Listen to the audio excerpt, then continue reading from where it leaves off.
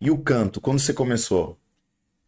Cara, eu comecei a cantar, eu tinha lá os meus 15, 16 anos, né? Mais ou menos, 14 anos, aí eu fui montar minha primeira banda, né? Legal. Só que, cara, era zero técnica, né? A primeira coisa que eu fiz era eu montei uma banda de death metal, né? Tipo, Nossa, eu só dava chegava, os berros. chegou alguns ensaios assim que eu cheguei a cuspir sangue, tão hardcore que era o negócio, era bem pesado. Minha mãe, é, ela sempre cantou, né? Mas ela cantou assim, em coral, tudo, ela Aham. cantava em casa, ela tem uma voz muito boa. Daí ela falou, "Ó, Eu tinha uma influência musical ali na casa ali.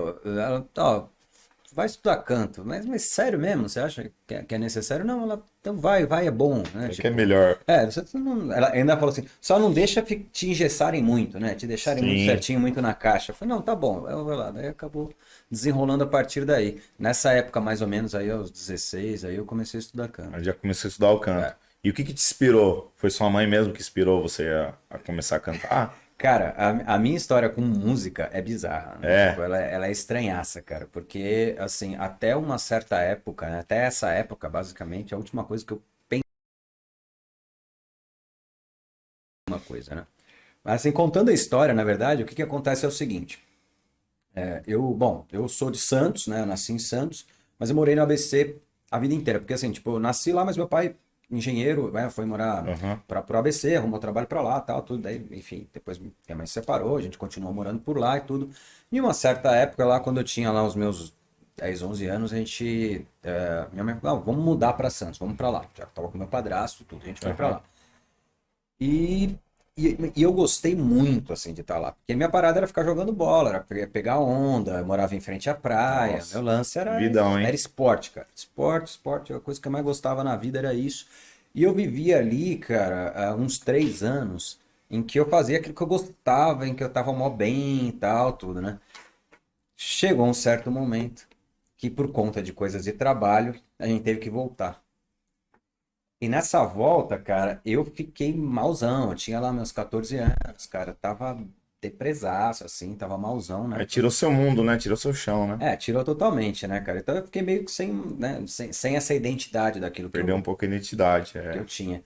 Aí, cara, rolou uma parada, as coincidências e as bizarrices, né? Tipo, as coisas interessantes e as coisas meio estranhas, mas aconteceu o seguinte. Nessa época, eu tava muito, assim, eu tava curtindo muita coisa de ficar assistindo filme de terror, né? Tipo, eu fiquei envolvido nessas paradas e tal. Comecei a gostar muito, né, tal.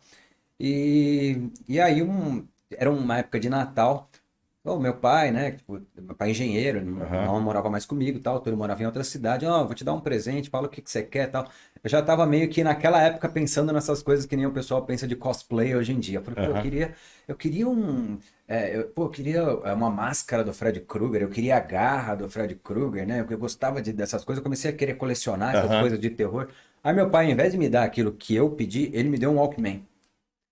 Olha. Aquele Walkman, cara, ele virou meu melhor amigo, assim, cara. Porque eu comecei a ouvir música direto. Eu não tinha nada pra fazer. Eu ouvia música o tempo todo. Então, apareceu lá um monte de coisa, tipo, um monte de coisa que eu ouvia lá, tal, tudo. Comecei a ouvir esses artistas, né? Tipo, na época, sei lá, Tears for Fears, Phil Collins, tocava na rádio pra caramba, tal, tudo. Aí de repente chegando a época do Rock in Rio, né, 1990, né, aproximadamente, né, estão falando de uma época muito antiga, porque eu sou velho, é, apareceram, assim, começou a ficar mais forte o lance do Guns N' Roses, né? E pra mim aquilo bateu no coração, assim, cara. Eu falei, nossa, velho, que é isso, cara? Porra, eu gostei pra caramba, fiquei envolvido com aquilo, tal, tudo. É, ia passar o tal do Rock in Rio na TV, né, meu, tudo, puta, eu queria assistir os caras. Aí passou o show do Faith No More antes do Guns N' Roses. Quando eu vi aquilo, eu falei, cara, Tom eu Moore é quero muito ser esse foda, meu. É cara. muito foda. Aquele cara no palco Não, as é. performances Ele é um mais monstro, né, meu? arrasador, né, cara? E na minha cabeça eu falei assim, cara, isso pra mim fez todo sentido, porque eu acho assim, eu falei assim, cara, esse cara se expressa. Tipo, eu tava fora do meu, eu tava um peixe fora Sim. d'água. Então eu vi que aquele cara se expressava, entendeu? Que ele conseguia fazer isso.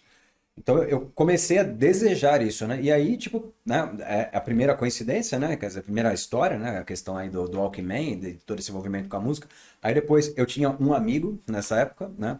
E um dia esse amigo meu, ele chegou pra mim e falou assim, cara, tô pensando aqui, do nada, aleatoriamente, assim, tô pensando aqui, cara, a gente podia fazer alguma coisa junto, cara. Eu pensei em duas opções. É o quê? Olha, meu pai, ele comprou algumas coisas aqui que é de resina, né, tal, que tem aqui na casa dele. A gente podia fazer assim, ou construir prancha, ou montar uma banda. Eu falei, pô, vamos montar uma banda? Não tem nada a ver a coisa com a outra. Tá, vamos montar uma banda, tá bom, o que que você vai ser? Eu falei assim, cara, eu vou cantar, eu não quero ficar estudando guitarra, né? Eu vou cantar e também eu achava legal os caras Aham. ali e tal, tudo. Foi bem isso, né? Tipo, então, foi do nada. A gente montou uma banda de death metal, né? Saímos tocando e tal.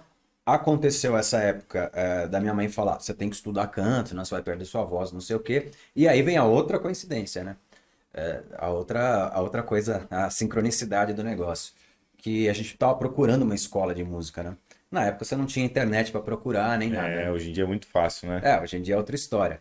A gente passava em frente uma avenida que tinha lá em Santo André, né? E tinha uma fachada gigante, assim, tipo, escrito que era uma escola de música, né? E um dia, vamos entrar lá dentro, vamos ver qual é que é. A minha grande sorte, a grande sorte era o seguinte: aquela escola de música da fachada, ela não estava mais lá, entendeu? Olha. Só que quem tava lá era um cara muito foda, que é o Gava, né?